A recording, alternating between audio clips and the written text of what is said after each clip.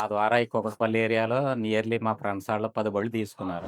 3 ఇయర్స్‌గా మన వెహికల్ వాడుతున్న కస్టమర్ ఇవాళ కలిసి వాళ్ళు మాట్లాడుతుంటే చాలా హ్యాపీగా అనిపిస్తుందండి. నా పేరు రామ్మోహన్ అమ్మ. నేను కూకట్పల్లి నుంచి వచ్చా.